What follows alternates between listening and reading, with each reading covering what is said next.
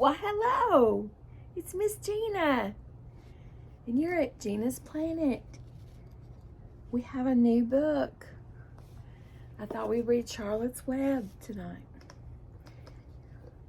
We finished The Mysterious Shrinking House, and now we're going to read a new book. I think I first read Charlotte's Web when I was about in 3rd or 4th grade. It is a great book. It is a timeless book. It is amazing. E.B. White is a genius. Garth Williams has beautiful pictures, beautiful drawings. There aren't a lot of drawings and not a lot of pictures. We'll have to use our imaginations. So here we go. Let's dig right in. We're going to dive right in. Contents, table of contents, before breakfast, chapter 1. Charlotte's Web, before breakfast. "Where's Papa going with that axe?" said Fern to her mother as they were setting the table for breakfast. "Out to the hog house," replied Mrs. Arable. "Some pigs were born last night.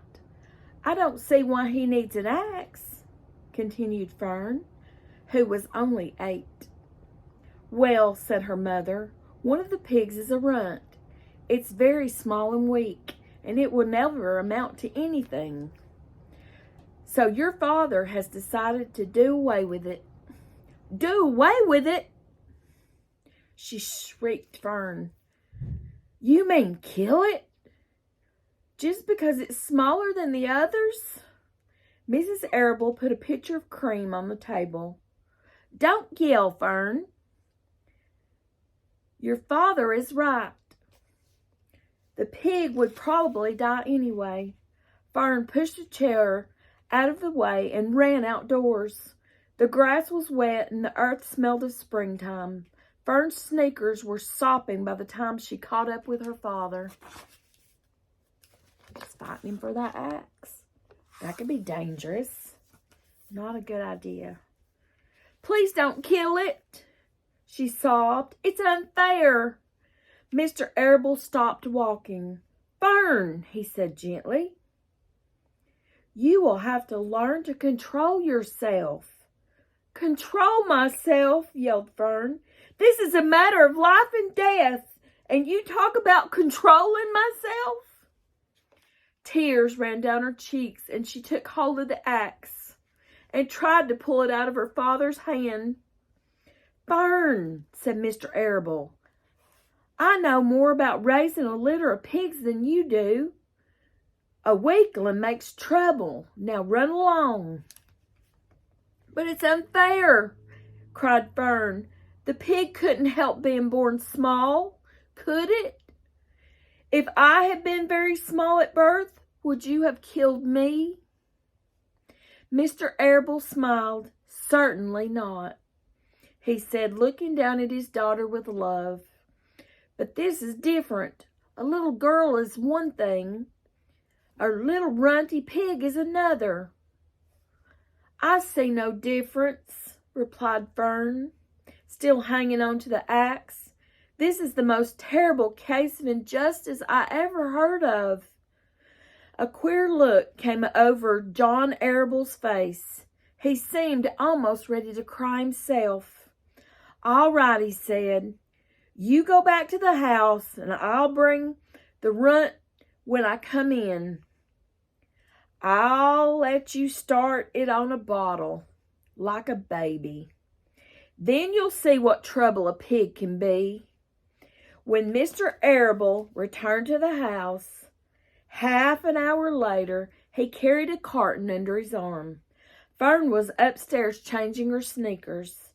The kitchen table was set for breakfast, and the room smelled of coffee and bacon, damp plaster, and wood smoke from the stove. "Put it on her chair," said Mrs. Arable. Mr. Arable set the carton down at Fern's place. Then he walked to the sink and washed his hands. and dried them on the roller towel.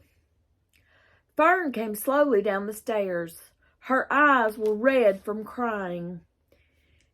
As she approached her chair, the carton wobbled and there was a scratching noise.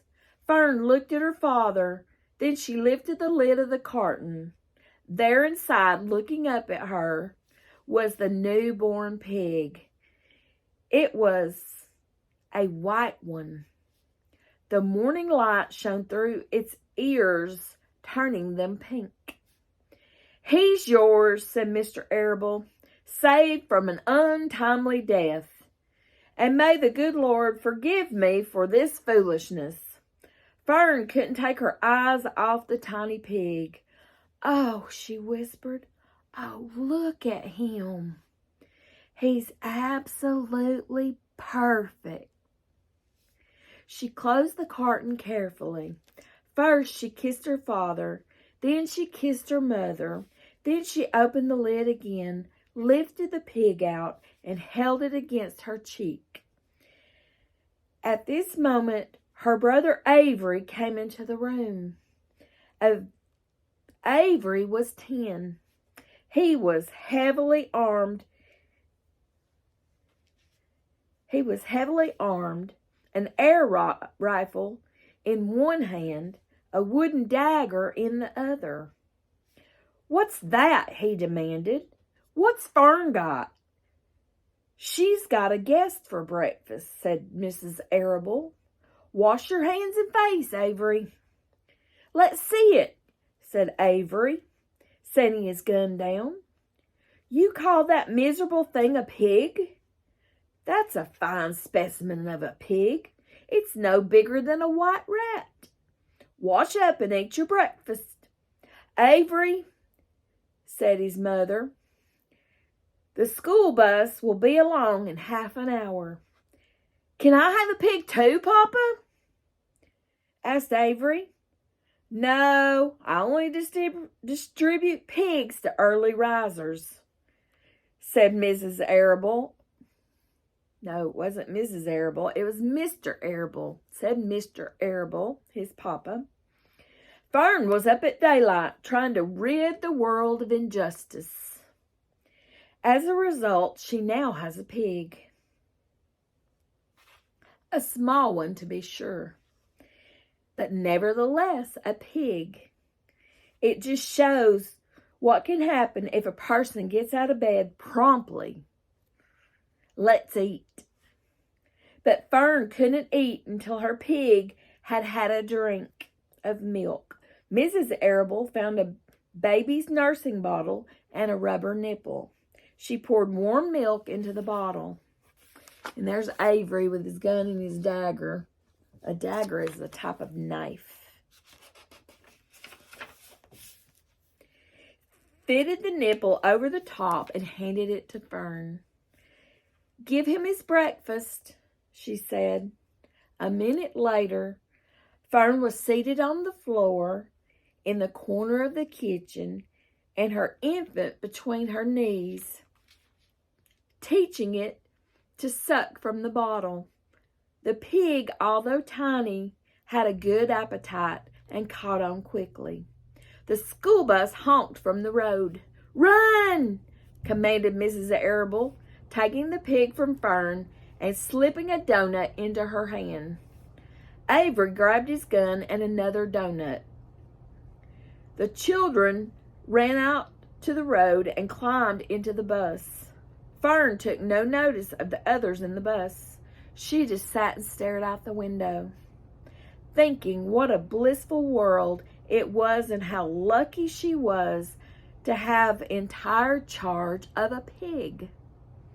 By the time the bus reached school, Fern had named her pet, selecting the most beautiful name she could think of. "Its name is Wilbur," she whispered to herself. She was still thinking about the pig when the teacher said, "Fern, what is the capital of Pennsylvania?" "Wilbur," replied Fern dreamily. The pupils giggled. Fern blushed. There's Fern feeding her pig. And that's page 7. And that is the end of chapter 1. We'll be on a chapter 2 called Wilbur next time. All right, I hope you enjoyed that story. Remember to read more in 2024 and grow your brain. And I'll see you next time. Bye-bye.